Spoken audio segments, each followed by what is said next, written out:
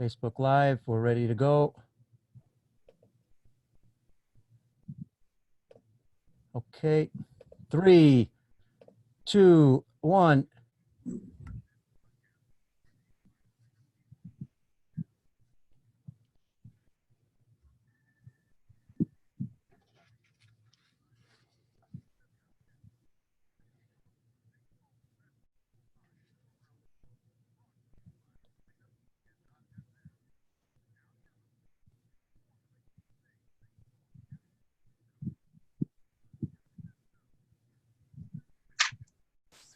Hello, everyone in the U.S. and around the world. Thanks for joining us on today's show. Hope everybody's doing great and staying safe. And I know a lot of people around the world playing baseball.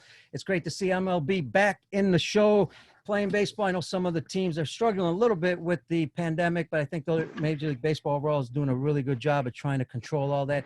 And the games will continue. Don't forget, do us a favor before we start the show. Subscribe to YouTube. That's all we ask. We do all the shows for free. We got 90 plus shows on YouTube. Subscribe at Peter Caliendo on YouTube, and you will do us a great favor. It'll get the show out, and it will help us get more people involved in the education of our coaches, players, and parents in the U.S. and around the world. So thanks again for that. And don't forget, the audio is also going to be on our podcast, baseballoutsidethebox.com, our Twitter, at Baseball Out. So check us out. And let me tell you about our guest today. We're excited. We're continuing our talk about long-term development, youth development, getting players to look at the long-term, getting coaches to look at the long-term training. So that way the training's fun, it's productive, they're successful, and they play the game longer. That's the goal. The goal isn't to get them to play short-term and be successful for a year or two and then quit and go to another sport, because that's what's happening a lot in baseball in a lot of areas. But by the time they get to 13, they're dropping out, and we want to make sure that we continue that path for them, because baseball can be fun if it's done the right way. So let me tell you about our guest, Bill Sandillo. Hey, listen, from Arizona. So he's in the warm climate. In Chicago here, we're just we're getting cold, we're getting warm, we get all kinds of climates here. But Bill was 15 years in professional baseball. He's done all kinds of stuff in pro ball, but over his years, he has developed a system, certification system, a development system, a training system. He was with Frank Robinson at the Arizona Fall League. He coached in the Cape Cod League, 23 years in Arizona with a training center, coached the national team, the Paisan national team, the Italian national team in Arizona when they were there in Mesa. Also the chief baseball officer. Now I got to ask him, it's interesting. I like that term, chief baseball officer. So you always hear that chief operating officer, and that's the guy with a tie and a stiff neck and all that. And, you know, but he is the chief baseball officer of his academy called Predator USA. And let me welcome our good friend, Italiano. I know you folks, you're going to get on me, another good Italian baseball player. Been in the game a long time, especially professional baseball. And we're looking forward to talking to Bill. So, Bill, welcome to the show, man. Thanks, Pete. I'm happy to be here, man. Thanks for having me. Appreciate it. I know I gave you a short intro there, and we're going to have your bio and everything on our website, on YouTube, everywhere, and people are going to see the tremendous background that you have when it comes to developing players. Just give us a little background. You know, basically, I guess just to start it off is, you know, how you got in the game. And, you know, you played pro ball, and then from pro ball, obviously you then got into coaching and doing all kinds of things in professional baseball, which kind of rounded your ability to, I guess, understand the game better. Yeah, I always talk about doing it the opposite way. A lot of people start in pro ball and then they work up through pro ball. You know, I was a guy who got noticed because of another player. Tino Martinez, I got noticed because of him. I was playing against him when he was playing for U Tampa, and I had a great game. And so Chief Bender with the Reds talked to me after, and he's going to scout me throughout my collegiate career. You know, long and short of it is I was a roster filler in single A. Didn't amount to much, got out of single A very fast. But I knew I wanted to be in the game. I knew I wanted to play. So I played independent professional for a long time. But then I worked in the game. I said, listen, if I can't be a coach right away, I need to do something. So if I need to clean toilets, I need to hand out tickets, I need to, whatever I needed to do in pro ball, I did. So that's what I did. I started my pro career in single A with the Mets in Pittsfield, Mass. And then it just took off. I went to the Red Sox. I went to the Twins. I ended up out here in Scottsdale with the Giants. And through it all, I started to take jobs. I started to meet coaches. I became a bullpen catcher, and I wasn't a catcher at all, but I was an athlete. So I took that job because I wanted to be there. You know, I also started going batting practice, which I loved. I started listening to the coaches. I started being involved with the pitching coaches, the hitting coaches.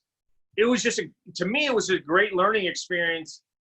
You know, it wasn't just about being in pro ball. I knew I wanted to be a coach at one time if I couldn't play. And then finally, when I got done playing, a friend of mine by the name of DeMarlo Hale says, you got to give up the game to be a good coach. And I couldn't give up the game for the longest time. I was 30 years old and I still wanted to play, but I knew I couldn't, right? And so I said, okay, I'm dedicating myself to being a coach. And that's when I did. I started an academy 23 years ago.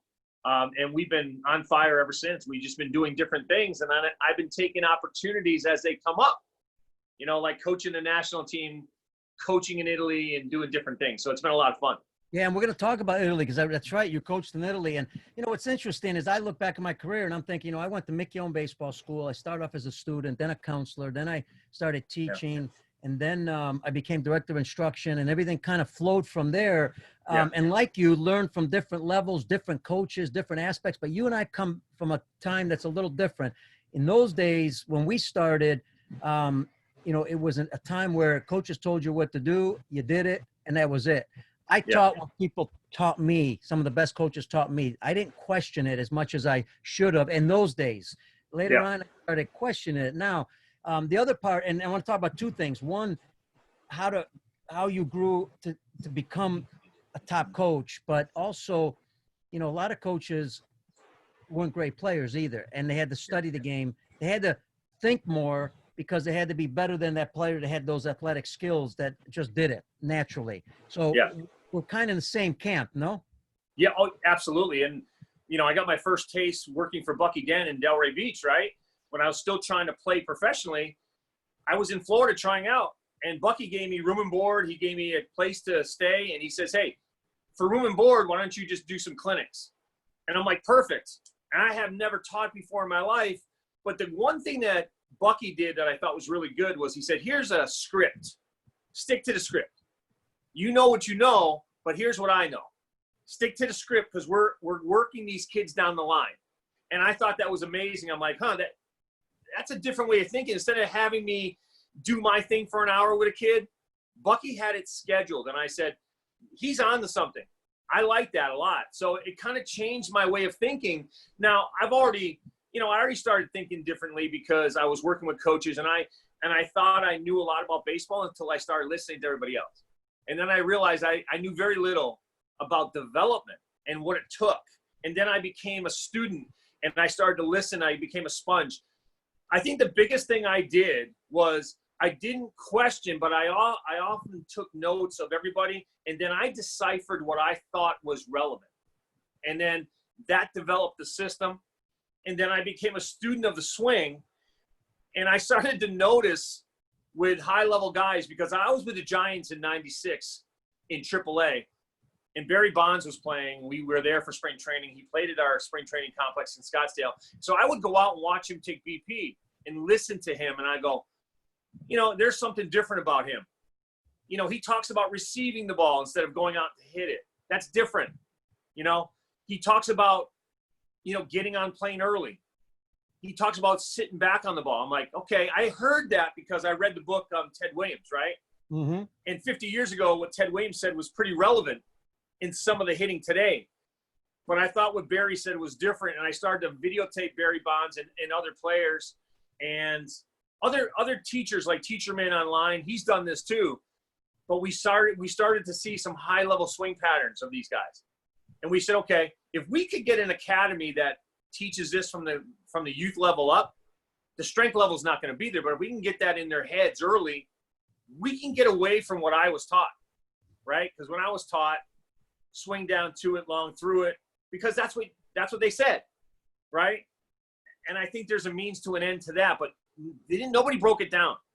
And I think that's the biggest thing. You got to break stuff down. And, you know, I'd like to get into that since we're on that. I was looking on Facebook. So Facebook folks, if you got a question as we're talking here, just type it in the comments section and we'll get those questions in.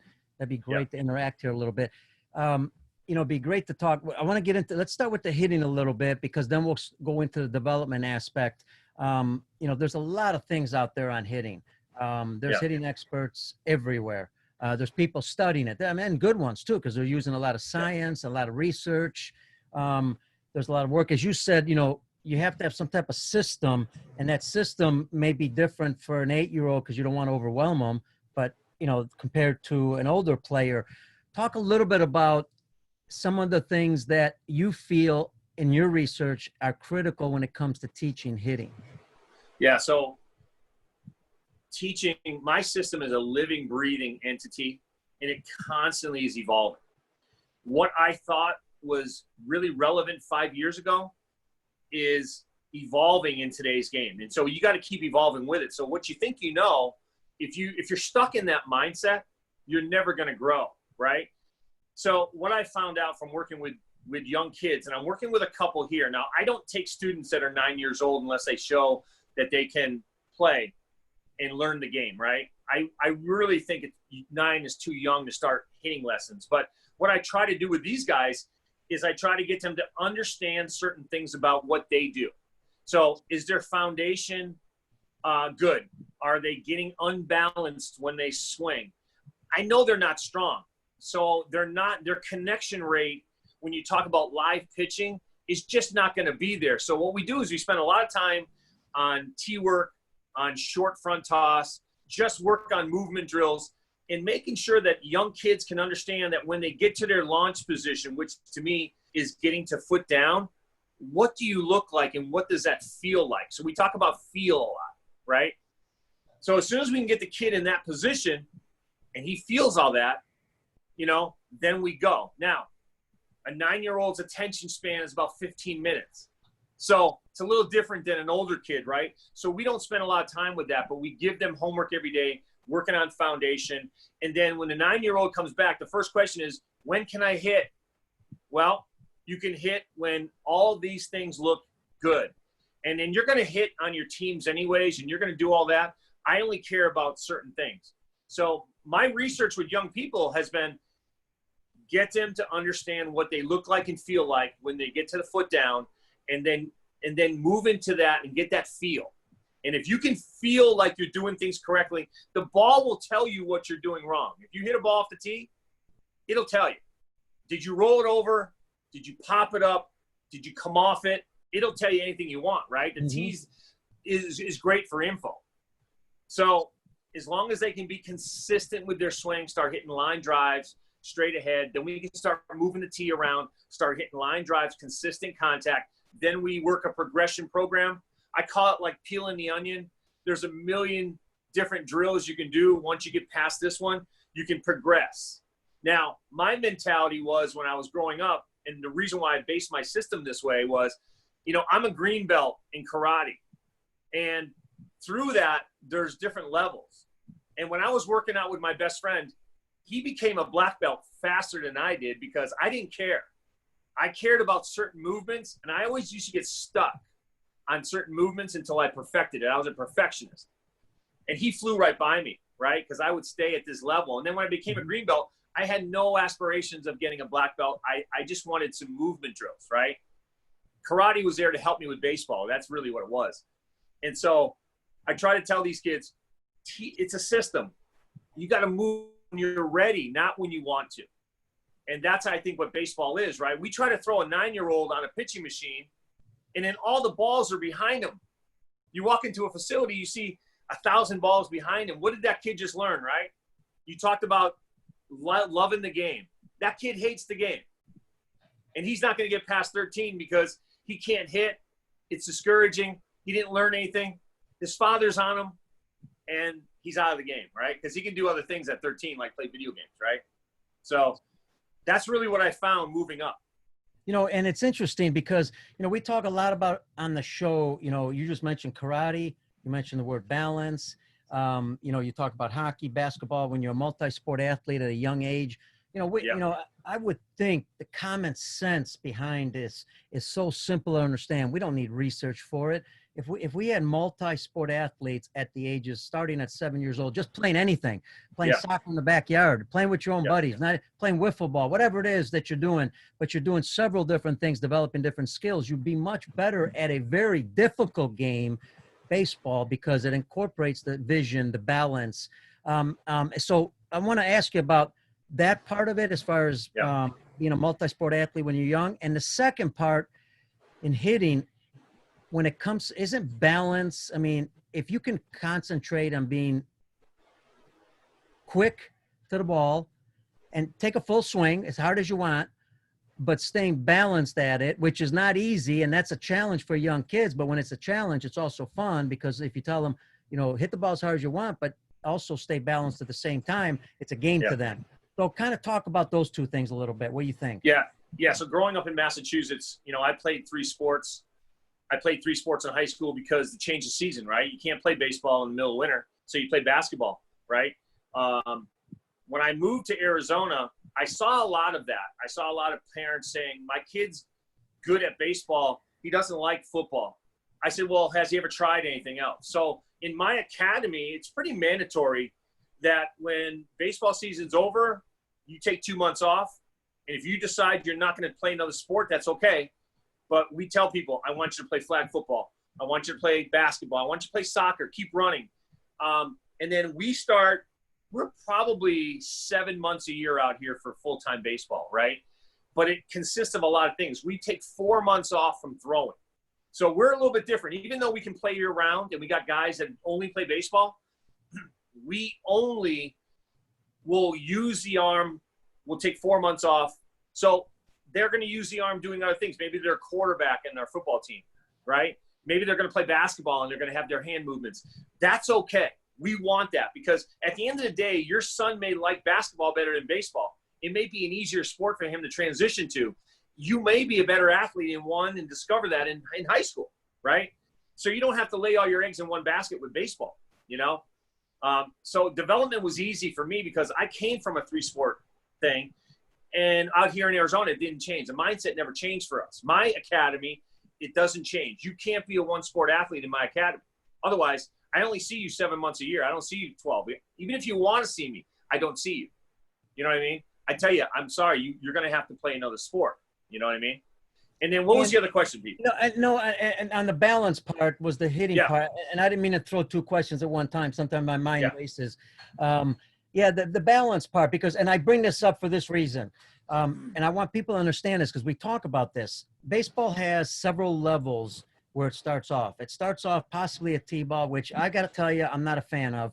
That's another discussion. But and we can talk about that too. But then it might go to an in-house league, right, where the kid only plays 20 games. Possibly they still have them. A kid just wants to play baseball, have some fun. And maybe if they're lucky, depending on the state they come from, here in Illinois, they might have 4 practices if they're even lucky to have 4 practices. Then you might have the travel leagues at the different levels. And then you get it high school and college, and it keeps going up. Well, what you're teaching a travel hitter and what you're teaching that in-house hitter is different, because you've got a coach who's got 12 kids. He's in in-house league. He's got to try to get them to hit a little bit, because hitting's fun. And if it's fun, they stay in the game longer. We all know that. But he doesn't have the time to, spend with them working on their hitting that much. Some of these kids may not go to private lessons because, like you said, some are young. They shouldn't go too early. So now that coach, I'm thinking, one thing he at least do is when they're hitting off a tee or we're soft toss or whatever, explain to them, hit the ball as hard as you like, but at the end, try to be balanced, because ultimately that's what you're working on. When you're balanced, you also have pretty good vision. I mean, am I heading in the wrong direction there? No, and I think balance is a relative term in nowadays baseball, right? Because when you get a lot of guys getting heavy on their front side, they may be balanced to them, but they're heavy on their front side. They're susceptible to anything off speed. So we try to say, in my organization, balance means being back, and then can you jump straight up off your feet, right? If you can't, you're still unbalanced when you start. And when you're unbalanced when you start, you're going to be unbalanced when you finish. So balance comes into play a lot with us. And like you, and I've seen your videos, we have a kid swing through, finish, and hold his finish and be balanced, right? And then when we're throwing him off speed, how balanced are you when you can finish and be balanced, right? Because that's going to teach you how to hit a curveball and not lunge, right? So absolutely. So what we do is we teach the swing backwards. We teach it from foot down first, and then we work backwards into live one motion, right? And then at the end of one motion, because you've worked so hard on the in-between stuff, you should be balanced. And the only time you're not balanced is when you got a guy who's nasty, and you got to give him credit because that's his job to keep you unbalanced, right? Because unbalanced means no power. You're not driving the ball when you're not balanced, right? Yep. You may find a hit now and then, and you're going to get those hits, right, by throwing the bat out there. But consistency in balance is key, and we got to teach these kids young age, and that's what goes back to their pyramid, right? We talk about their foundation. The structure is the strongest structure in the world is a pyramid, right? They've been there for thousands of years. They're not going anywhere, right? But if you get too tall and you stride out and you get heavy on that front side, you're unbalanced because anything can happen from there. If I throw a high fastball or low and in or off speed, you're going to move some way. And that's what we're trying to get kids to understand is that, so when I glide out, and I use Kristen Yelich as an example, when I glide out and I stay weighted, we call it staying weighted, which means balanced, that I can adjust, and that's the adjustability factor. I can adjust to any pitch. Jeff, I was going to say, I called you Jeff. Bill, and the reason I was called you Jeff was because Jeff Fry was on the show, former big league player. He's been on the internet a lot. He's talked about, the launch angle being a waste of time, technology, a lot of times a waste of time, and I get it. I understand some of the things where he's coming from in some areas. But I also understand that technology kids love, so you can kind of use it to have some fun and give coaches good feedback. How do you balance the technology aspect with the launch angle? Because, I'm watching television every day here. I'm seeing home runs, but I'm also seeing a lot of flyouts. Well, those home runs for young kids that are 10 years old are not home runs. They're going to be outs, but they may not be outs because they might drop them, but they're still going to be not well hit. So how do you balance that, I guess? Yeah, there's a lot of layers to that question. And I would start with Jeff Fry. Being an ex-major leaguer is a huge accomplishment. And I have a ton of respect for those guys, right? But I say this too. What worked for you in the 80s and 90s is not as relevant as it is today. And if you're not keeping up with technology, or at least admit that there is another way to teach, you can't be stuck in one way. Not every hitter teaches or looks the same at home plate, but there are certain elements of their swing, at least the high-level guys, that all look the same, right? Especially at contact. I mean, pretty much at contact, everybody looks the same, no matter where the pitch is at, unless they're off balance and they had to stay through the ball or adjust a little bit. But as far as making contact, they're all the same at contact. Yeah. And I think, but to discredit a systematic methodology, right, to hitting or to swinging because you didn't do it is pretty irresponsible, especially from a big leaguer, right? Jeff Fry has a lot of followers. I don't really call it a movement. I call it kind of a groupie list. He could really work the game if he wanted to, but I think it's education. I think just because you play at a high level doesn't mean you stop learning, right? Otherwise, all these guys that played the game would be great hitting coaches, and we know, you said it earlier, we've worked with some pretty bad guys. I can name a few, which I won't, that played Hall of Famers, by the way, that can't teach hitting. Okay? And on that, Bill, I was going to mention, that's the thing I don't like about Twitter and social media. And Jeff and I talked about this because sometimes, when you start putting so many characters on social media, especially in a complicated issue like this, it gets really misinterpreted. An example would be, I mentioned to him, well, do you really have to have played at the big league level to actually coach really well? Well, he really doesn't believe that. I mean, also with the launch angle, let me ask you this about that. What do you say to the coach that says, why should I buy, and you're a representative of Blast. Blast. What do you say to the coach that says, well, why do I need that technology when what I can do is when I hit a ball off a tee, I can see where the ball goes, and I know that's a line drive gap in the double, or double in the gap, or a home run, or wherever it is, and my body starts to understand the angle that I'm taking. I think we all understand you got to get it on the plane of the ball that's coming down, the same plane. So what do you say to those guys? How do you address that? Yeah, good question. And here's what I would say. You have to utilize technology to help you, right? When you're talking about young players, 12 years old, and using that technology, it's not about what they look like today. It's what they're going to look like 5 years from now. So what we're trying to do is make that transformation. I don't use everything that Blast offers. I only use a few metrics, right? I use getting on plane early and rotational acceleration, right? I use a couple things, but when I put guys on Blast, I can videotape their swing, and every piece of their swing is dissected. Now, when you get a guy who isn't experienced with video analysis and he gets on the tee and he sees his son hitting that line drive up the middle, he can say, yeah, what do I need video for? But what you don't see is on a tee, is he over-rotating? Because the live game situation is a lot different than hitting a stationary target, right? So that's what I'm talking about. Stationary targets are good for consistency, but it's not good when you're trying to hit a ball that's actually moving 30 feet from you. And you have to pick that up in your brain to identify the movements, and then you have to have that adjustability in your swing to make the adjustments. That's what technology does for me. Now, it may not do that for somebody else, but that's how I look at it. Right, That's how I use it. And I think that's a great point. I also, as you're talking, I'm thinking, it's also good because visually the young hitter can see, how some coaches or parents will yell, well, watch the ball. You're not watching it, my response would be, well, thanks for telling me because, I've been trying to do that. I'm just not sure how to do it. Right. Yeah. I appreciate the advice, but it's not working. Yeah. Now the youngster could actually see their head turning at a certain point too early or certain things. I mean, and like I said, they do like technology. So if we don't get on the same plane with what they like, that could turn them off also. Well, they love video games, right? And I also work with Hit Tracks. So Hit Tracks is a large video game. When you put a kid on there, he just wants to see how far he hit the ball, right? But here's what I would say about technology.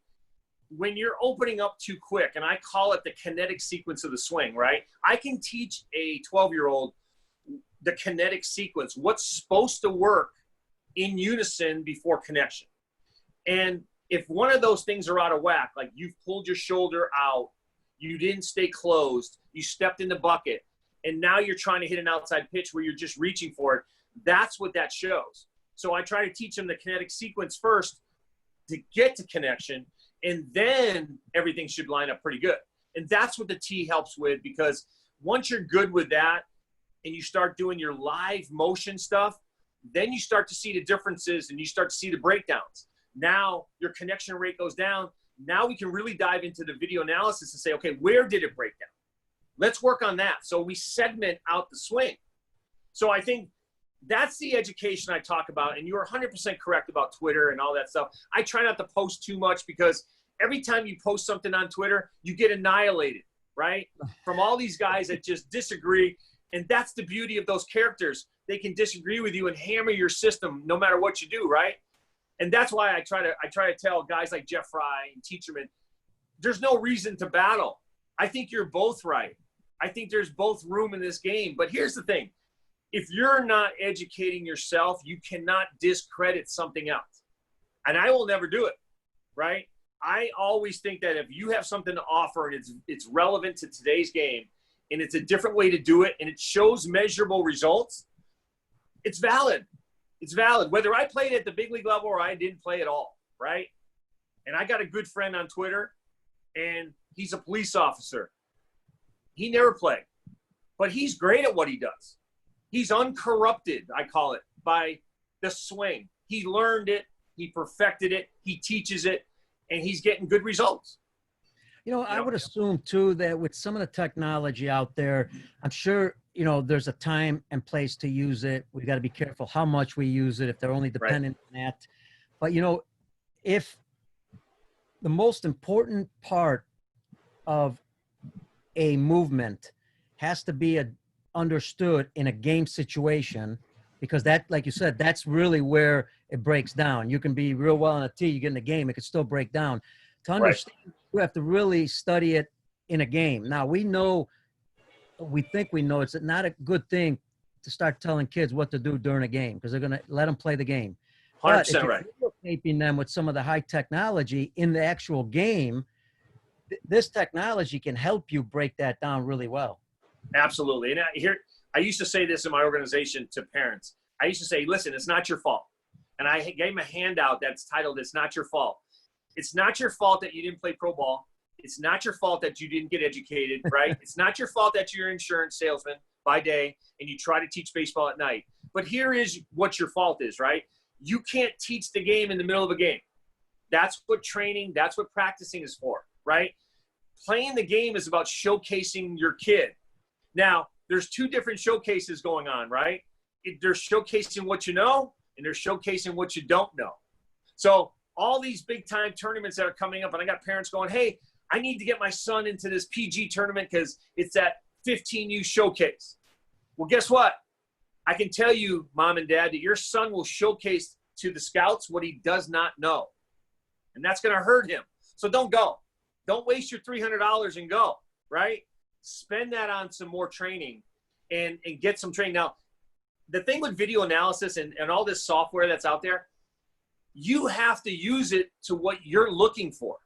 So educate yourself. Do your due diligence, right? As a parent, I tell people, don't buy Blast because I use it. Go educate yourself on Blast and what it can do for your son. And you have to educate yourself. So these parents now are saying, okay, I want to send them to you. You tell me what to do. No. You go educate yourself. I'm going to teach you because you're going to help your son. I'm going to reinforce it when he comes to see me. And then I'm going to go back to you to say, is he doing his stuff?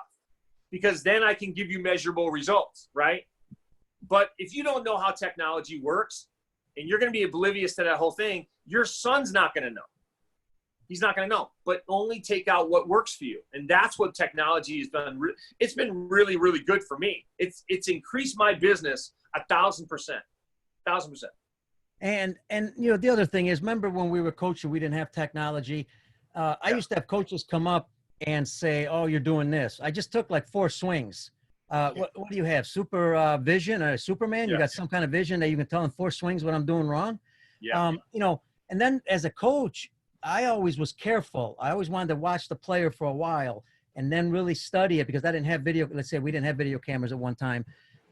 So I studied it. And I was very careful what to say because the human eye can't pick up what a camera can pick up or what technology. So it really reinforces us in what we're teaching. We feel a lot safer telling somebody, listen, this is the area we need to try to work on and here's why, and show it to them through that 1,000 frames per second or the Rapsodos or whatever the technology is. Now, you brought up an interesting point. On the show, we talk about this. Look, long-term, the game's not going to develop if you're not educating coaches, players, and parents. Correct. For us, it's a 3-pronged system because no matter what people think, as soon as that kid goes home, guess what happens? Dad especially is going to tell him what he should be doing and not what the coach should be telling him. But if they were on the same page as you're talking about and you're certifying people, the system would be much better. Players would be less confused. So I liked what you said about when we talked about the games. And here's my question about the games. During the games, there has to be some teaching going on, but it's not necessarily the fundamental aspect. It's the teaching of the game and how you play the game and what you think during the game. Because here's what we see a lot. And look, we see it a lot. I see it a lot in travel ball, okay? But I also see great travel ball coaches. But in travel ball, I see a lot of this where something happens, they come in, I don't see anybody talking to the player. You just threw to the wrong base. You just maybe not a fundamental. It might be talked about after the game. I'm not there all the time, but I think it's important that there's some teaching going on during the game. Time so they learn the game. Because kids nowadays don't seem to understand the game. Yeah, in my organization, what we do is when we play a game, everything that happens in the game, for right, wrong, or indifferent, we write it down. Because that's our agenda for next session, right? If it's a miscut, you didn't line up correctly, your bunt play was off, whatever it was, we have a laundry list of things that we can talk about. During the game, and I do 2 things. So if I'm calling pitches, and this is kind of how we set it up in our organization. So think with me here for a second. So the pitcher is throwing to a hitter in his first and second, and we have a defense set, right? The guy will throw a pitch, the guy will hit it in the gap, and they'll come in and I'll call the pitcher catcher over. And the first thing I'll ask them is, tell me what you called and what you were thinking. And knowing the defense that was set, what was your mindset when you were making that pitch? Because I want them to take ownership of what they're doing, right? Now, I could have said, hey, give me an outside fastball. I got the shift on, but you got to be able to see the players around you, because I used to say there's always a game going on within the game, okay? The pitcher can control the tempo, but there's a game going on around you, and if you're not privy to that game, and based on what I have to do on the very next pitch, what am I doing? So the pitcher has a game going on, okay, there's 3 outcomes that I'm going to throw. I want him to swing and miss. I want him to put it in play, or I want an umpire to call it a strike. There's only 3 scenarios in my book, right? So here's the thing.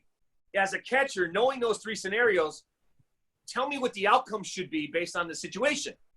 So we're thinking ahead 2 and 3 pitches. And if we execute what we're supposed to, then the game plays out the way we want it to, right? But we know that the game isn't like that. That's what we set our plan out to be. But then the guy could take that fastball and, reach for it and then just bloop it over third base, right? Yeah. We didn't plan for that, because we planned for him to hit it to our second baseman. But what I'm really trying to get at is the mindset, right? So in-game management, I call it, is there's a responsibility for the players. There's a responsibility for the coaches to work together. And yes, when something goes wrong, we group them together and we say, listen, where were you supposed to go? Yes. Okay, you know what you're doing, right? Okay, so we need to change that next time. We start a communication. We write down what happens, and then we talk about it. So I'm not a big fan for long conversations at the end of the game either, right? I think it's a waste of time, because whether you won or you lost, let's say you lost big. I see a lot of coaches blowing up on their team. What did you just do for that team who just got humiliated by the other team? All he wants to do is get the hell out of there, and all you're trying to do is put him down more. So I just said, listen, the 24-hour rule for both parents and coaches, we don't talk about the game until 24 hours from now. Love Good, it. bad, or indifferent, we say, listen, if you got a complaint, come to me 24 hours. I want it to de-escalate. And players, if you got a problem, de-escalate, 24 hours, let's talk about it. And then we recap the game. First session, we go ahead and recap. So I thought it's been working great for us. Love it. And we're going to talk about in a minute the ride home, because that's the next torture. Oh. And the next part that needs to be educated. Again, this is all about education. This is not about bashing anybody. This is not about criticizing people. We always call it constructive criticism. We've all gone through it. We're still making It's not mistakes. your fault, Pete. Yeah, I love that. I wrote that down. Not your fault. And I got to tell you, 37 years in the game, 38, I'm still learning, and I still think I don't know that much. I thought I knew that much when I started. Too. I still don't know it. But here's what I want to ask you. Something's changed in the game, and you said it perfectly. You're asking players their opinion. That's what's changed in the game when it comes to – and I think that's a plus. Yes. But the other part is, I wanted to ask you about, you still have some coaches out there, and I can't go out and videotape them because you can get sued, videotaping games that you're not part of. But I see them. I go out to games all the time. And they're constantly telling players what to do ahead of time on defense. Move left, move right. Make sure if the ball comes to you, do this. That's overcoaching, isn't it? I mean, shouldn't they be thinking that on their own? And then, like you said, you talk about it? Yeah, again, 2 things, right? So if you set a defense because you're working a shift, right, then it goes to the Bill Belichick mentality. Do your job. And what is your job? And that's where I don't have to say anything. I just tell my guys, do your job. You know what your responsibility is. I don't have to coach you on that. And you practice it. You re-practice it, right? If you do mess up, I'm not saying anything. I'm just writing it down. And then we can talk about it after. But that's why I say there's a game going on within the game. It's a learning game, right? I don't really care about the outcome. I want my guys to succeed. I know parents care about the outcome. I even know kids want to win, right? But the bigger picture is what are you going to look like 5 years from now? what are you going to look like in your development if everybody has to tell you everything, right? That's what practice is for. I'm going to grind you in practice, and then when we get to the game, it's all about showcasing. And you got showcasing either way, right? So if you don't know something and you got to the game part, guess what? You better come for help, because I'm going to give it to you, right? And whether you accept it or not is up to you. I'm going to get 2 signs: not your fault and do your job. I love those two. You know, the other aspect also is when we're talking long-term development, this is something that we preach to parents all the time. Look, and I understand, look, if you're a parent, you don't want to see your kid fail. That's hard. You know, you and I, it's easy for us to say, hey, you know, relax, take it easy, don't worry about it. But don't forget, that's their kid failing. But understanding that if kids have the ability to make decisions, which is fun, right? Take an extra base on your own. It's fun that you're playing the game, and the freedom to understand that you can fail, but understand afterwards what that failure was and how can I get better at it. Now players will stay in the game longer because they're going to have a lot more fun when they're able to do those 2 things. Yeah. You know, and again, 2 sides. The whole failing part, right? I believe this game is a game of failure, and we're going to fail no matter what it is. We just can't hammer the failure all the time, right? 3 for 10, you're an all-star in the big leagues. That means you failed 70% of the time. There's not another profession in this world, airline pilot, doctor, lawyer, CPA, that if you failed 70% of the time, you'd be accepted as a good anything, right? But when you're talking about kids' development, and this is why I give that parents that handout that it's not your fault in the beginning of the season, because it really pertains to that car ride, right? Yeah. You cannot talk to your kid for 24 hours about the game. That's a rule for us, right? So we don't get those car rides because I know you're biting at the bit to hammer your kid on the ride home. And if I find out about it, I get you out of here, right? Because there's got to be a trust factor here. And we're trying to set your son up for success in a failure business. But here's the thing, Pete. It's a life thing. There's failure in life. If he never plays baseball, which we know 1% goes on to play pro baseball, right? How is he going to succeed in life if all he knows how to do is win? He never knows how to fail.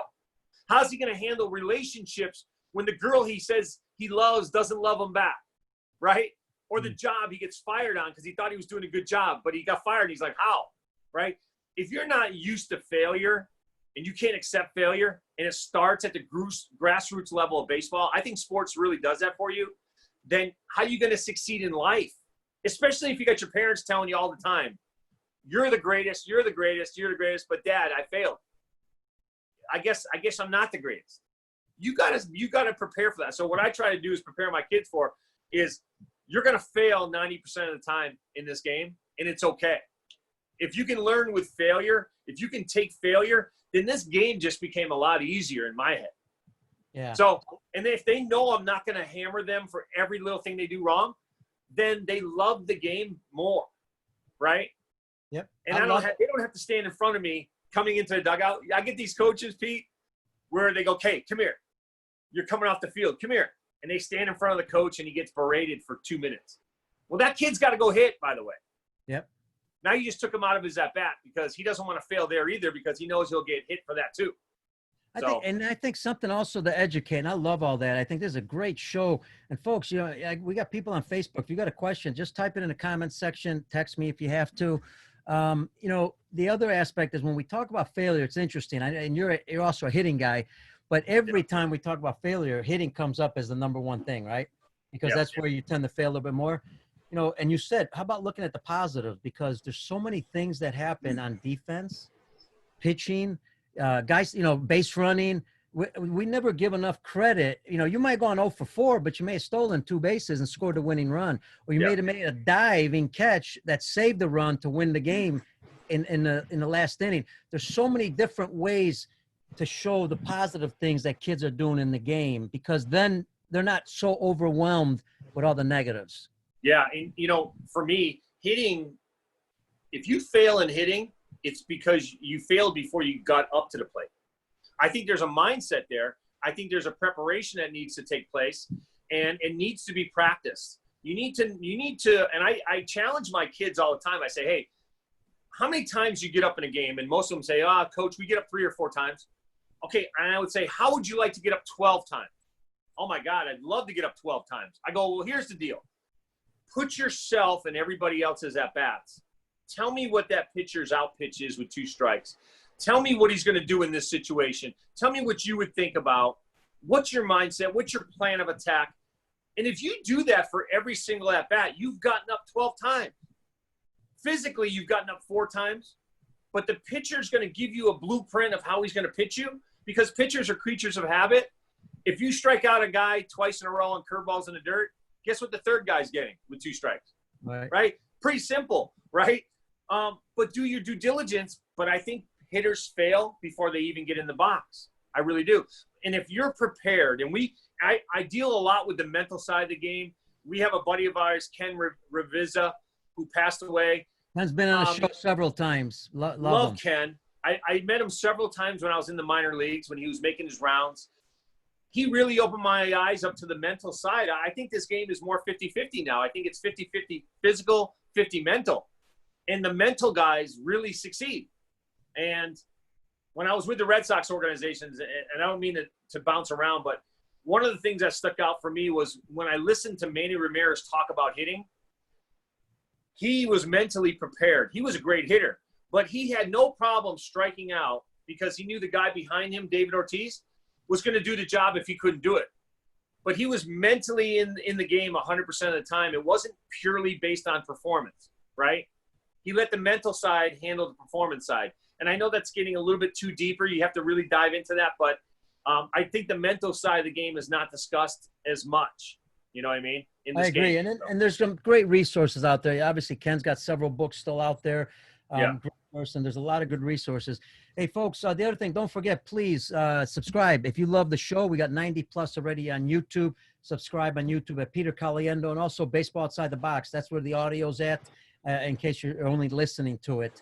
And you probably wondered, what am I doing here? This doesn't look like real clean water. This is healthy water. This is fruit water. And I'm not advertising anybody's product here, but during the pandemic, I think you're making a big mistake if you don't take a look at your health. You're not walking every day, if you're not exercising, if you're not drinking plenty of water, getting great sleep, taking vitamins. I've done my homework. 70% of Americans are 70% of Americans are deficient in vitamin D.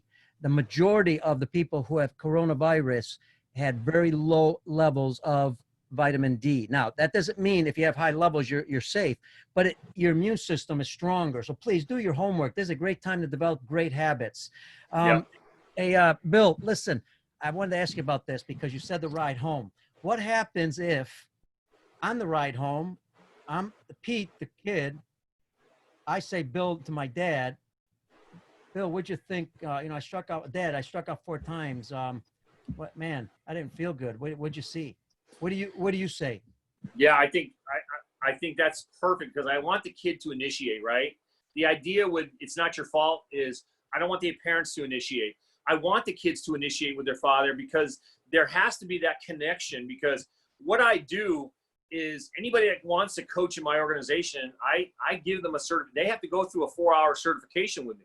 And it's a level 1 certification, but it teaches them base level stuff of what I teach and what's important. Okay. And yes, it's on my system. It's not on an overall system of whatever anybody uses. But if you're going to be in my system, then the lingo has to be the same. You have to talk the same lingo. So when your kid says something to you, the father goes, yeah, I know exactly what you're talking about, son. So let me look at that next time. Or I'll share that with your coach and let him look at that next time. And then we can both dive in and give you some good information. Good comment for a parent to say to their kids after a ball game, hey, I really love watching you play. Absolutely. Did you have fun? Well, let me ask you about that. What happens if he says, no, I didn't have fun because I struck out 4 times? Yeah, so the good thing is most of the time he'll say that. He'll say, so first of all, you have to understand why you failed, and that takes hard work and understanding. So let's go ahead and dissect that with you, son. If you want to learn, if you're upset, I'm here to help, okay? And I can tell you why you failed, but you got to want to know why. if you just want a pat on the back, I can do that too. You know? Here's something we hear a lot from everybody. Even I've said it myself many times to coaches. But, you know, I'm one of these guys, when you say something, I think about it now. I didn't, you know, it's not like the past where they told me and I just did it. And it seems to be a term used very light, you know, hey, have fun, go out there and have fun. Excuse me. What does that mean? I mean, Yes. fun, you know, and how do you have fun? How do you get to that level of having fun? Because again, I mentioned it. I struck out 4 times. To me, that's not having fun. I can go play soccer and move all day. And even on skating on ice, you know, I can move all day and still not be successful, but I had a blast because I was moving constantly. That's the tough part about baseball. What, for you as a coach, what does that mean, have fun? And how do you accomplish or get your kids to accomplish that? Yeah, so fun, I mean, we did have an acronym for fun, but fun is about understanding what I did right. And I tell my kids, if you had fun today, it's because you totally understand what you did. You know, Johnny could have hit 4 balls, squared them up, 0 for 4, but guess what? You didn't do anything wrong. And to me, that's still fun part of the game, right? Because you hit it hard. Because you hit it hard. And I always preach the future, right? You're playing for tomorrow. You're not playing for just right now, right? You still got a lot of learning, developing to do. So when you have fun, it's about understanding what you're doing. And if you can understand what you're doing, then the failures are still fun, you know? And so I think the mindset has to be there. So we talk about having that mindset going into the game. That's why I love Do Your Job, right? I look at the baseball field because I consider myself a defensive specialist too. I took this defense to Italy with me. I say, listen, if you're doing your job and you're not trying to do somebody else's, nobody can say nothing to you. You're doing your thing, right? But when you're trying to do everybody else's job, like the shortstop who pitches and he wants to be this #1 hitter, if you're thinking you can do everything in a team sport, you can't, right? But I look at the game of baseball like a chessboard. We are just pawns in this game. And we all have to move simultaneously based on what somebody else does. And that's going to dictate our next move. And so any move can happen at any time. That's the greatest thing. That's called the hitter. The hitter can hit the third. He can hit the center field. It doesn't matter where he hits it. I got to be able to be in the game, and I got to do my job as soon as something happens. Love it. The other aspect that you hear a lot of, and this is where kids, I want to get your opinion on it. This is where kids drop out of baseball, okay? And that is practice. Because now we're, you know, if practice, you know, practice is kind of like going to school. It's kind of like listening to a speaker, okay? I don't care how much good information that speaker has. I have a short attention span. If he doesn't grab my attention, even though it's my responsibility to pay attention, if they don't grab my attention, we already know we only retain about 10% of what we hear. Now I'm retaining a lot less because I'm certainly not paying attention to that person. Same thing in practice. We say, well, kids got to pay attention. Well, wait a second. Isn't it our responsibility also to organize a fun practice so that way it's productive and there's learning? But again, Bill, what does that mean when we say run a fun practice? Yeah, you know, if you can put a number on boring, right? Let's say boring is equal to 0. If you have a conversation with your kids and say, guys, what do you think of boring 1 to 10, boring being 0? You're going to hear a lot of 3s and 4s, right? So it's pretty boring. So what I've tried to do in my organization is I segment practice out. So if I have a 2-hour practice, I always tell the pitchers and catchers, you guys come in the first 20 minutes of the practice. Infielders, we're going to work on defense. You come second half of the practice, okay? And then we're going to hit at the end. So we're not all just standing around. We're getting that individualized attention. We're turning, you know, the pitching, catching into a game. How many times can you hit a spot and get points for it after we do our fundamentals? Catchers, how many times? I'm gonna have the pitcher throw the ball in the dirt. How many times can you block it? You already know it's going in the dirt, right? So we turn it into a training session, but a fun training session, right? Because we put the level of competition on it with each other. And then I segment it out. But you're absolutely right. I've seen coaches show up. It's a 2-hour practice. They have me show up and help them. I go, what are we doing? We're going to warm up. We're going to throw. We're going to base run. And then we're going to hit at the end. Okay, 0 to 10, that's a 0 to me. Right. I'm bored already. You just talked I to was me about bored just listening to it. Yeah, the agenda's boring. I hate it. I'm out, right? They check out mentally. Everybody checks out mentally. It's a terrible practice. So you do have to shift it up. And then what I tell parents is, if you're going to have a practice, it's different every time. Change it up. So I'll give you 5 and 6 agendas, and every other agenda has to be different. So when I show up to practice, what agenda are we on? We're on number 3 today. Okay, I know what that is. I like it. Let's go, right? And then everybody else has that expectation. And then it becomes fun. And then you talk about 13 is the age where they drop off. And I think there's a lot of factors for that, right? Mm-hmm. I think there's girls. No doubt. I think there's other things, friends. They're discovering other things, right? Good, bad, or indifferent. They're discovering other things. They're coming into their own, meaning they're not being controlled by their parents now. There's different distractions. So, yeah, and that's why I think leading up to 13, because we know 13 is the cutoff point, you really got to get them before they're 13, or they're just going to fall off and you're never going to see them again, you know? Yeah, and I believe that if at that 13 age, there's no doubt, there's other reasons and then there's also competitive sports. There's other sports that they're interested in. Yes. But at that point, if they're doing really well in the game, and that's what I mean by long term, because if they're getting pretty good by now at 13, they may stay in a little bit longer because they're having fun doing it, because they're successful. Yes. If they're not that successful, they're even more likely to drop out. When you said boring, and you ask your kids questions all the time, what do you think is boring? You mentioned obviously the talk that, the plan just now, but what do you think is other things that are boring in practice, and what kids look at as boring in practice? Yeah, well, the first thing is when you're standing around, you're bored, right? You're not engaging. Your head's not there. Your mindset's not there. So you got to have a mini clinic every practice. So I always like to mix in stations. I have to have agility station, and I work around the infield, right? We work on pitchers and catchers, bunt defenses with the first baseman, while the second baseman and shortstop are working on flips, right? And then we're working on outfield, how to work on footwork. And then we have an agility station going on with the rest of the guys. Then we blow the whistle. Everybody rotates, right? And that's why we got to segment the catchers and pitchers out too. They got to be in different groups, right? But we try to make it fun. So kids think throwing is boring. So we say, okay, what's boring about throwing? Yeah, I'm just not good at it. Okay, so let's dissect it. You're not throwing correctly.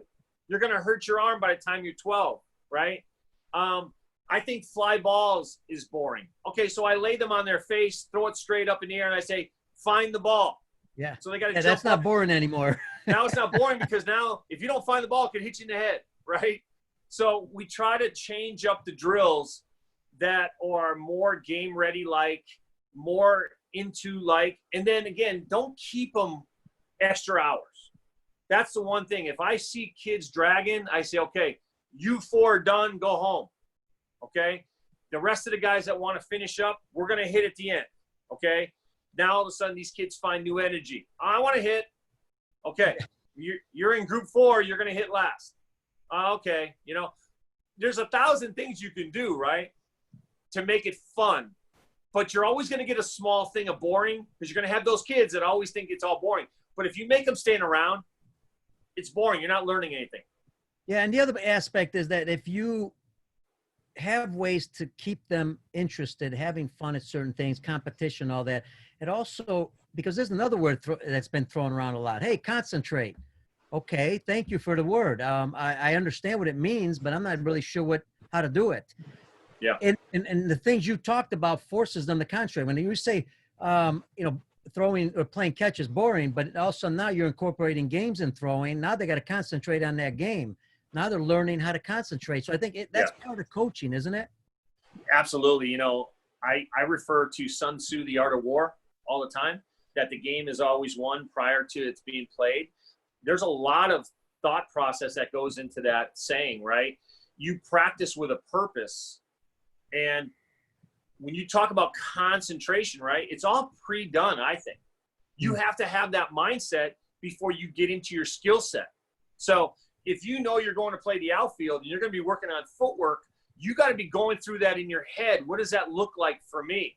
And then if I have a challenge, I got to stop the coach and say, okay, here's where my challenge is. Okay. So now we're thinking through the process. And that's the thing. Everything has a process, and you got to think through that. So I never say to my kids, hey, I need you to concentrate. I will always say to my kids, are you losing focus? Let's bring it back to what's important. Okay.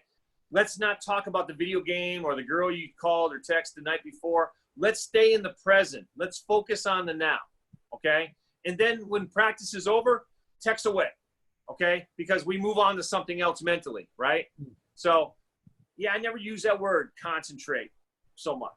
Another term that comes up, old school, new school. I got to believe both of them have a positive spin on it, because you got some things that I know I taught when I was younger. I'm still teaching now. And then there's new things I'm teaching now. So really one isn't worse than the other. You know, it's unless you're just using old school. Well, to me is you have to break down what old school means, right? A lot of guys will say, hey, swing down to it, long through it. For somebody who doesn't know that, I don't know what you're talking about, because the new school and the old school, they kind of intertwine, right? Honestly, I'm not swinging down. I'm getting on plane. But you got to explain the swing down. The barrel's going to come down, right? Right. And if you can explain the old school, then the new school is easy, because I think they intertwine a little bit, right? Yeah. But it also comes with education. If you're stuck in old school, right? What worked for me in the 90s, and I don't care about new school, I think it's irresponsible. I think it's irresponsible on your part. You shouldn't be teaching kids that way, because it becomes your way or nothing. And guess what? Most kids don't hit like Bill Sandillo. They don't hit like Barry Bonds. You know, they don't hit like most people. And I call that having your own swing DNA. There are certain things we all have to do, but guess what? What makes you unique is what gives you that DNA. And don't try to be somebody else, right? So the new school, I get it. The old school, I get it. But to me, it's education. You can't say one is better than the other, right?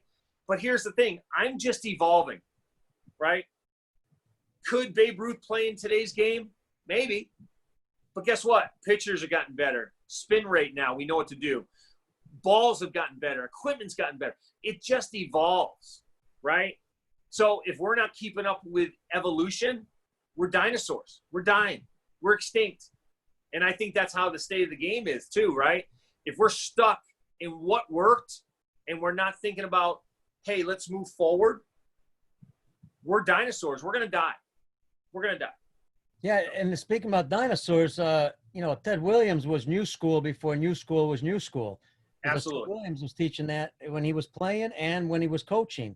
You know, I mean, that just gives you an idea that, you know, a lot of times there's a lot of misinterpretation, a lot of things that we're bringing across, especially as we talked about, especially on social media. Yes. What's your advice to young coaches coming in that are up to date on the new school technology and some of the teachings, but yet really don't understand some of the old school processes? And the reason I ask that is because I hear, you know, and I'm sure you've come across this, 38 years in the game. I hear things now being taught that we taught 25 years ago, but just said differently and spun differently. Now, some of it is for marketing purposes. I get it. I understand that. I mean, marketing's part of the business. But, you know, how do you, I guess, handle that when you don't know what was taught 15, 20 years ago? Does it really matter? Yeah, I mean, good question. Education. You constantly have to educate yourself on what you're trying to get your point across. If you think that squish the bug is relevant and good, why? You got to have some positive stuff on why you think it's good. Otherwise, why are you doing it? You know, I often talk about my kids. My kids say to me, Coach, I love an open stance.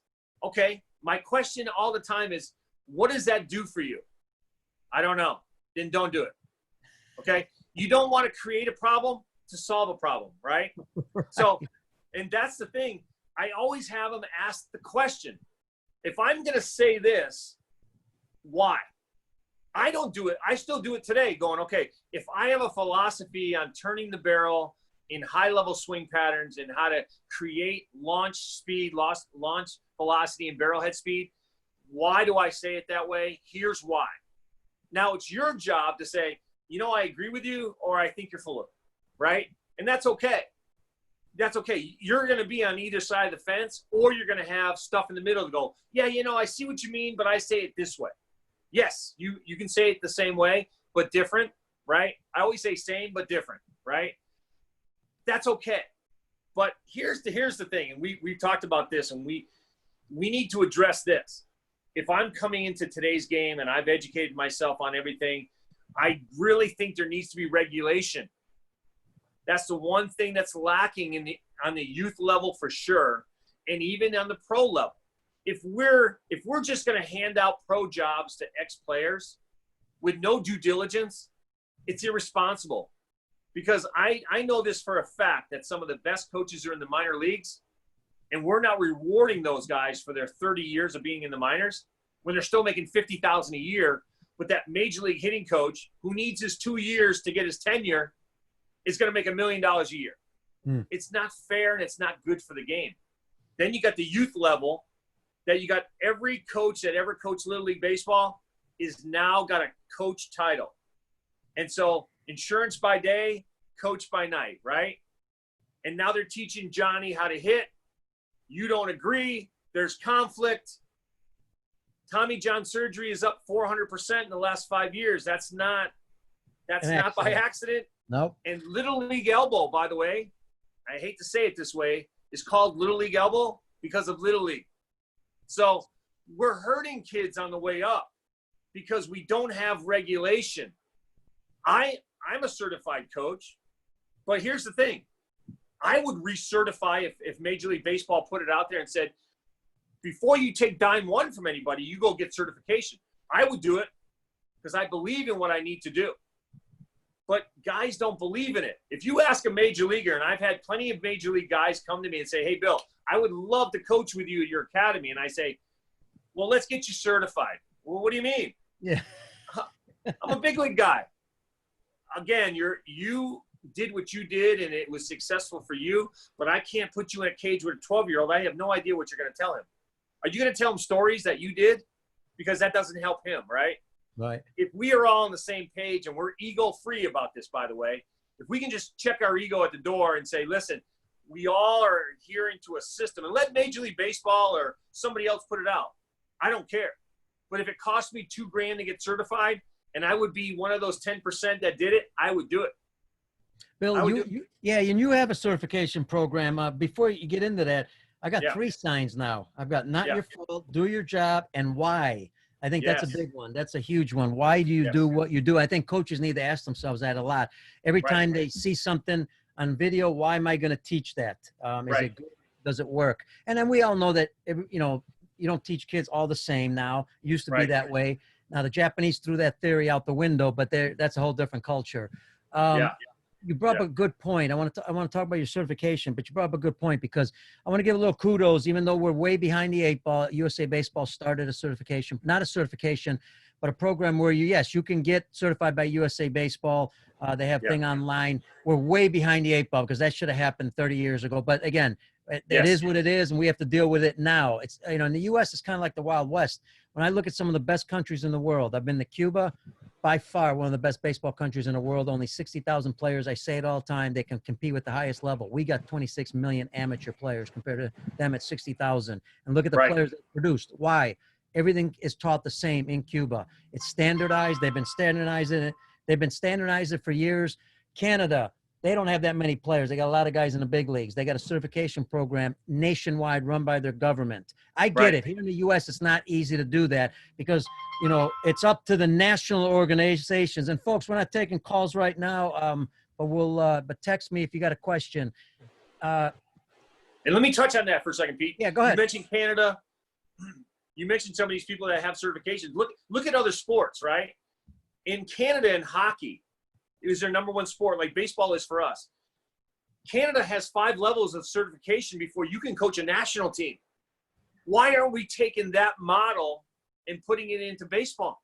It makes no sense to me, right? Soccer, the highest levels of soccer. Now, soccer is the #1 sport in the world. They have certification. When I was over in Italy and I got a chance to see a high-level game, right? Man, they're good at what they do, but I watched their practice. They're fundamentally unbelievable. So why is soccer so good? Why is hockey so good? Why do they have certifications, by the way? Right. Why don't we have that? And We're here's the powerhouse. And here's what's interesting. I want to phrase it with this part because I think it'll be fair to the volunteers. Volunteers mean well. They're moms and dads. They mean well. Sure. They want good intention, but it's our responsibility not to charge them to become better, but to help them become better. When I say us, I'm talking about national organizations like USA Baseball, the governing body, like Little League, Pony, whoever it may be. It's their responsibility to supply that information for them because they're giving up their times. And like you said earlier, that's that mom and dad that's working. It's, so it's not their fault. Right. We need to help them to be able to get better because if we don't do that, the kids aren't going to get better. And if ultimately what's going to happen is they're just going to teach what they think is best. And that's not really good. It's not good because you're getting most of your information from the internet, and there's 1,000 million crazy people out there posting videos, right?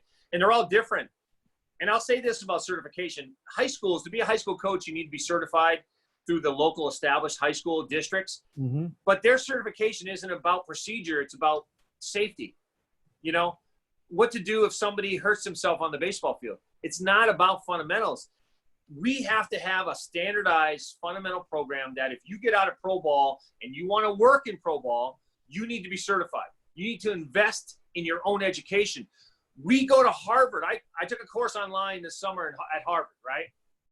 And Harvard will tell you, I'm going to charge you X amount of dollars to take this course. I'm going to make you be responsible. If you want to go to the highest level school to learn something, right? Absolutely. You pay to get that education. Right?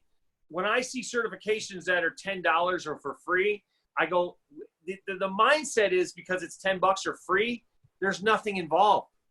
Let me ask you, you got to believe that the certification is ultra critical at the youth levels because that's where it all starts. And that's what I meant to say earlier. And I almost forgot. I can send my 10-year-old to the grammar school. That teacher's got to be certified. But now I can send my 10-year-old to a travel team that, by the way, trains and competes almost all year round, and that person doesn't have to be certified? Yeah. That's it's disgusting. It's bad. And here's the thing. You go back to that triangle, right? When you got these travel teams that all they want to do is play, the coaches don't have that education. They just want the rings. They want this. And then half of that team doesn't go on to play high school baseball. You know what I mean? They're not certified in that triangle I talked about earlier where you have 100% of your time. Would you rather practice, train, or play? Majority of the time, those travel ball teams, they want to play 2 and 3 tournaments a month because they think by playing high-level people, their kids are getting better. But I know this talking to scouts. I talk to scouts all the time. You don't care about the rings you get at 12U or 15U. You look and see is if I'm going to draft you, I don't have to develop you. When I get you into my system, you work through my system, and there's what we call player development, right? But as you get through high school, if I'm going to give you $1 million to sign with me, you better know your stuff right away. I'm not going to sign you if you don't have those fundamentals, the baseline fundamentals to be a pro, right? Or to get the scholarship to play at a high-level college, right? We have Arizona State and U of A here. High-level Division I, right? Twitter just put something out that ASU has the most paid athletes, and they're beating Vanderbilt by a little bit, right? But it pays to go to Arizona State if you're going to be a high-level athlete. But in order for Arizona State to recruit you, you better have high-level skills before you get there. Yeah, I remember, and matter of fact, you mentioned independent ball. I used to get scouts all the time send me players independent ball, and the first thing I asked is, can he play?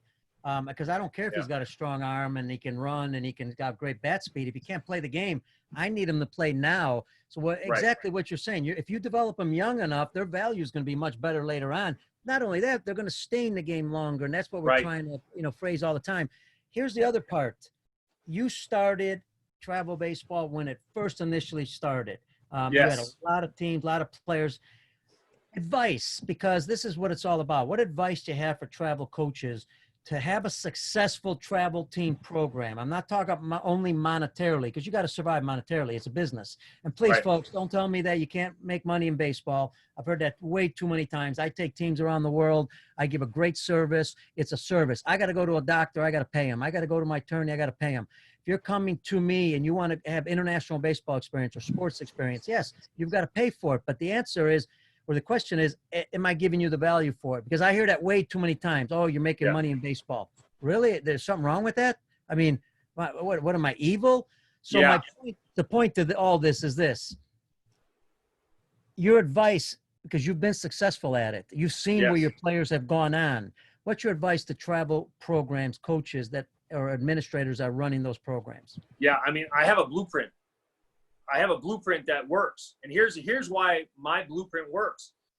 First thing I do is I educate coaches that want to coach. I had 3 coaches come to me, good example, from Little League, says, "Hey, coach, I got an all-star team. I want to come, and we want to be under your brand." Okay, so I send them all the information. You need to be certified. You need to believe in this. And what the feedback I got was, do I really have to be certified? And if I have, something I want to teach, can't I teach it? I'm like, absolutely. Remember I said, my system is living, breathing entity. I rely on guys to come into my system with their own ideas. And then we can decipher whether they're good, bad, or indifferent through the certification process, right? Because if you have a better mousetrap, I want it, right? But if your mousetrap doesn't show me the why, I'm not going to go with it. So if you're stuck in the why, or you're stuck in how you're doing it, I can't help you. So the blueprint for me is find good coaches. I call it the Pied Piper effect. If my coaches are certified, then the players get taught the correct way. I show up, we're all speaking the same language, and we're going on long-term development here. So if you're saying to me as a team, I want to play 2-3 times a month, you're not for me. Because I'm going to develop you. We're going to practice twice a week. You're going to practice on your own. I'm going to offer specialized training, that you have to pay for, right? But other than that, I'm going to give you the structure that you don't have to pay for, right? It's just going to come out of your dues monthly, but that's what you're paying for monthly. That's the value, right?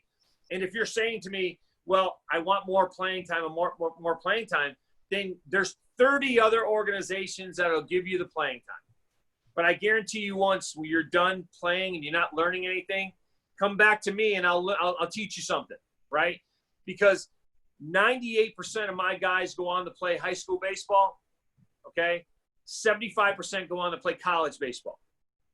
And those are good numbers, because my whole thing with player development is, let's try to get to the next level, whatever that level is, right? We're not trying to go from high school to the pros necessarily. We're trying to go from junior high to high school to college. And if you're lucky, to the pros, right? There's no guarantees. But here's the thing I tell parents. Do you want your son's education paid for? Because we can get him a scholarship. He might have to play out in Wisconsin. He might have to play in Illinois. He may have to play at a cold weather state and not a warm weather state. But there's money to be had if your son is good enough. And that should be the end goal, right? Yeah, and something I like that you said earlier, too, which kind of relates to the long-term development, the agility aspect, at the younger levels. They don't get enough agility work, strength and conditioning. I mean strength, their own body strength. Because we're asking them to do certain skills, right? But at 8 years old, we haven't trained them how to move properly. Right. Now we want them to go feel the ground ball, but we're going to teach the technique, but the body's not going to allow them to do it because we haven't taught them how to move their body. And that's where playing other sports comes in, right? So if I got a guy who plays 3 sports as opposed to a guy who just plays baseball and then he takes his 4 months off, he comes back, and we start working on agility, we can tell who hasn't worked. We can tell the guys that are going to be the athletes. I love the term, try to be an athlete, not a baseball player. I love that term, right? So another sign I got to put up. Yeah. That's another sign you gave me. I'm going to be broke. Go ahead. Be an athlete. I don't want you to be a baseball player. I want you to be an athlete, right? Yeah. And so I see that all the time. I see great athletes playing this game. So but I got a bunch of guys that say, hey, I want to play baseball. Okay, well, I'm going to tell you right now, you're going to be behind. If you're not going to do something else, you're behind. So we run agility. We see the guys huffing and puffing, and we see the guys who can't get through it, right? So, yeah, you got to play other sports. That's what it really comes down to. Awesome. Hey, Bill, as we come to the end here, what I do want to talk about is a little bit about Italian baseball. Folks, you got two Italians. You're going to talk Italian baseball. Sorry. But also our friends, Claudio Vecchi, you know, I know he's online here on Facebook. And let me see here. I had Billy Lonero. You know, when it comes to Italian baseball, it's interesting because I know you spent some time there. I'm going to make sure I get the link to Padova, make sure they see this, because I don't see anybody from Padova online right now. But give us a little background on Italian baseball and where, you know, where it's heading, what you liked about it, possibly maybe. So let me back up first for a second. So I'm a stage 4 cancer survivor. I'm 9 years in the battle. I'm still battling, right? Wow. Italy has always been my bucket list. My father came from Naples. So, and my father, and I don't know if you can see this, right here. I see Ted Williams. I didn't think that was your dad. That's Joe DiMaggio. Yep. That picture was taken by my dad. Wow. So my dad played against Joe DiMaggio in 1951 in World War II. That's in Tokyo, Japan. Okay. My dad was a minor leaguer, a D minor leaguer, and his love of the game, he taught me the love of the game. And I said, you know something, at some point I want to get to Italy where my dad was from, because they have a baseball league over there. And if I could ever get something crossed off my bucket list because I had cancer, that would be it. So the opportunity came up out of the blue. I just started forwarding resumes to the Italian Baseball League, and I got a call from Padua saying they're looking for a manager. And I interviewed, and I got the job. Wow. Now, there was an American playing in Padua the year before. His name was Mark Tehan. Mark played with Kansas City. He has a house here in Arizona. He didn't want the job, but he told them about me. And they called me. I interviewed. I got the job. And I'll tell you what, man, it still comes to tears now because of my heritage. When I stepped off the plane into Venice, I dropped to my knees, and I'm like, I can't believe I'm in Italy. I can cross that off. I can cross that off my bucket list. And it still brings me to tears because I couldn't believe I was in Italy going to coach baseball and be able to see the history of the game, the history of my father, you know, spend all this time over there. It was just an unbelievable experience. Now, and talk about volunteers, the passion, they're all volunteers there. The passion they have for the game is incredible. It's unbelievable. And, you know, soccer's their number 1 sport, and probably basketball is their number 2 sport, or rugby, whatever it is. There's a huge passion for this game. They are thirsty for knowledge. And when I was in Padua, which is 30 miles outside of Venice, right? It's a destination. We only had like 150 fans a night. And the coaches were doing some things there, and I was watching them go through their stuff, and I'm like, I'd ask the Italian pitchers, hey, how come you do that? They said, that's what we're learning at the Italian Academy. Mm-hmm. And I would shake my head. I was going, okay, you know, I have an opinion as an American coach, right, that I probably wouldn't do some of those things. But I didn't say they're bad, don't do it. I just said, okay, so I want to give you another way, and I want to see how you work with it, right? So it was hard to adjust. But I did implement my hitting program over there. The hitters, they loved it. They loved it. I told them a couple major leaguers that, you know, were doing this stuff, and he's there. They loved it. Our batting average went up 100 points, right? Wow. They're thirsty for information, and they want good coaches over there. Unfortunately, there's no money. The Italian league is really strapped for money. So I ended up talking to a guy who owned a water polo team over there. Now, this guy's a multimillionaire, and I'm still talking to him.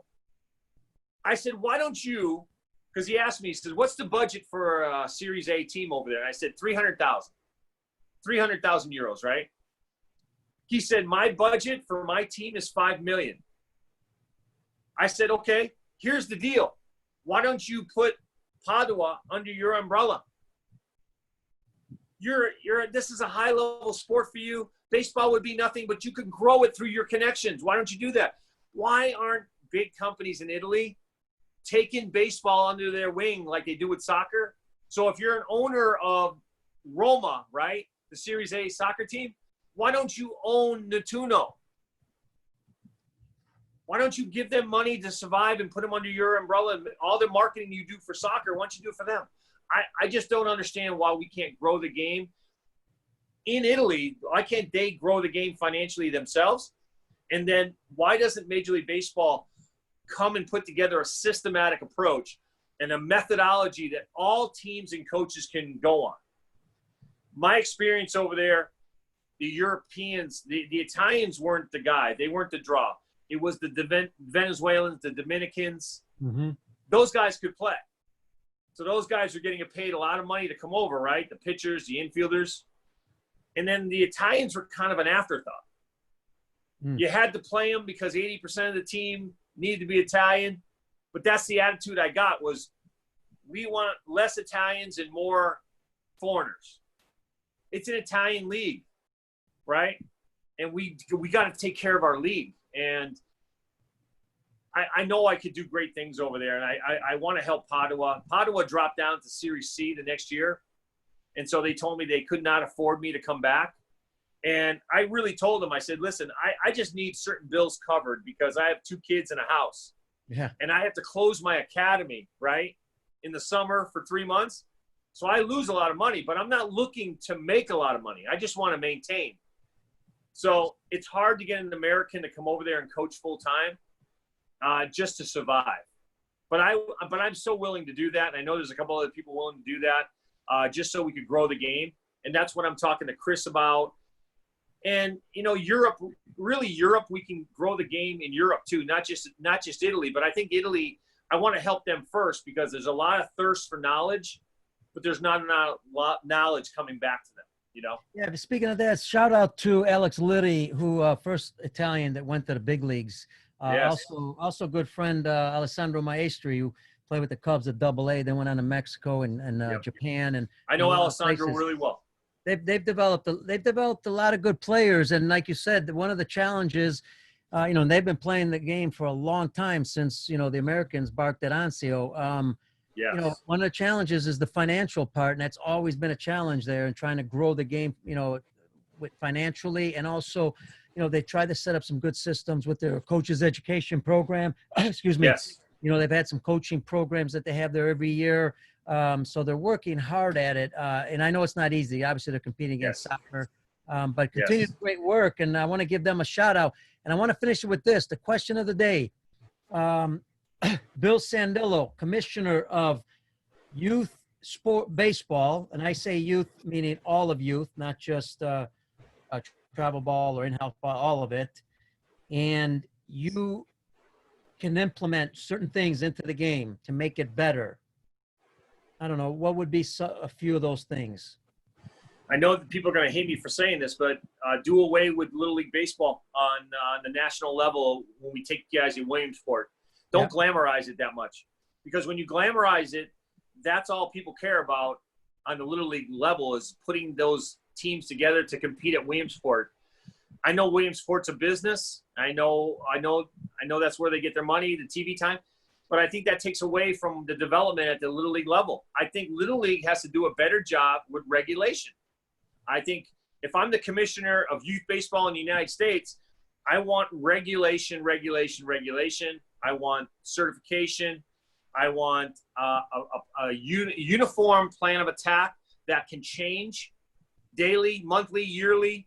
And then I want to put a good board of directors together, not necessarily made up of ex-pro guys, but maybe ex-pro guys or college guys or somebody that has the vision for development. We got to take the word pro away from your name and make you a developer. And if you can develop, then we will become the #1 sport in the world for years to come because we will put out more athletes, not baseball players, that can compete in life because we're not always going to play at the highest level. So at the youth level, we have to change the mindset. We got to regulate. We got to give them certification. We got to bring in some good methodology that gets you ready for life, not just baseball. Love it. And something that I Yeah. really believe in, and we've talked about, I mean, probably over talked about it on the show, but we love to over talk because we believe in it this much. Um, Science has shown it. There's been research, and I'm also going to show you that there's been results. So that's what I always follow. And that is, Yes. you talk about that long-term development. At the younger levels, they've got to practice more than they play, because I look at all the most successful countries in the world. I know Yep. someone's going to say the U.S. is successful. I get it. We are. We got great coaches at the high levels. We got great coaches younger levels. We've got obviously major league players, but we also have 26 million amateur players that play this game in the U.S. And when I look at countries like Cuba, Canada, Australia, a lot less numbers, and I can go on. And I Yes. look at, and people say, well, in Cuba, they play a lot of games. Excuse me. Yes, they play all year round. They play a lot of games, but if they play 100 games, I know they practice 200 times. Same Right. thing with Japan, one of the most successful countries. I think that mindset needs to be, and especially convincing the parents. Hockey had a tough time doing it, but finally they were able to change some mindset in hockey here in the U.S., that we've got to practice more than we play, because they'll be more successful. But we can intermingle those two by having Yeah. maybe some simulated games. And I think that's something else I'd throw in there. Yeah, and I go back to that triangle, right? 100% of your time, where do you want to spend your time? Either practicing, playing, or training. Your training and practicing has to make up 80% of that, in my book, right? I don't care where you put your numbers, but it has to be 80%. And by doing inter-squad games, I've learned that I can stop the game when there's a mistake in practice. In a game, you can't do that. Right. But here's the thing.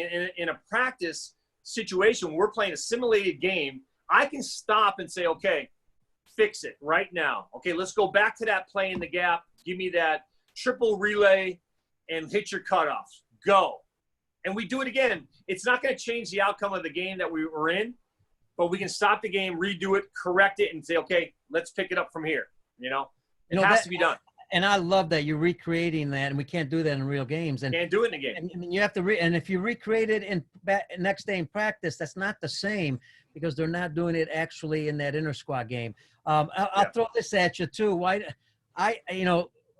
not make it mandatory that, maybe, I don't know, once a week, maybe once a week, kids can play on their own. Nobody does anything. Just let them go play on their own. Maybe have an adult there watching just to supervise, but nothing happens. They just play on their own, the way we used to in the old days. That might be mandatory to be a lot more fun for kids. Yeah. Remember I said I have 5 agendas, right? One of those agendas is we play reverse wiffle ball. So home plate is at second base. And we show up to a practice and I have the kids break up their teams. And all we do as coaches is work on our agendas for next time and talk strategy while these kids are playing a game. And that's their fun day, right? That's their non-stress day, I call it, right? And we play reverse baseball, where we turn second base into home plate, and we put the batting cage where it's home plate. That's their home run, the screen. So it's a lot of fun. But again, it goes back to if your agenda is always stretch, throw, base run, hit, stretch, throw, it's boring. You got a zero. That's why you lose kids, right? And that's why organizations aren't good organizations. You don't have that development, and you got to stress that development. Love it. All right. Great way to end the show. Hey, Bill, got to thank you, man. This was outstanding, from one Italian to another. Grazie tanto. We really appreciate it. Grazie mille. All right. Thanks, that's Bill Sandillo. A special shout out to our friends in Padua, and also, all our friends in Italy, Italian baseball. We wish you the best. Remember, this is the show that loves to interview baseball's best coaching minds who love the challenge, the status quo. Check us out on YouTube. Subscribe to YouTube, Peter Caliendo, 90+ shows. Also our audio at Baseball Outside the Box. Don't forget, please subscribe to YouTube. I keep harping on that. I hope you do that, because I think you'll really enjoy it. If you enjoyed this show, you're going to enjoy the other ones also. And remember, we'll be back Monday through Friday, usually around 11 a.m. Central Time, with more shows. We're going to continue the long-term development, and we're going to talk about it continuously, because we think it's so important. And lastly, Caliendo Sports International will be going to Cuba if everything goes well. We're now starting our recruiting. We're playing in Cuba in Christmas. During that time, we'll be training with the Cuban players and also competing. That team will be 15, 14, and 13. And I say 15, 14, and 13 because 13-year-olds can play with 15-year-olds if they have the ability. Remember, there's a biological age. I'm not a big fan of one-age teams, but that's another story to talk about. We'll go on.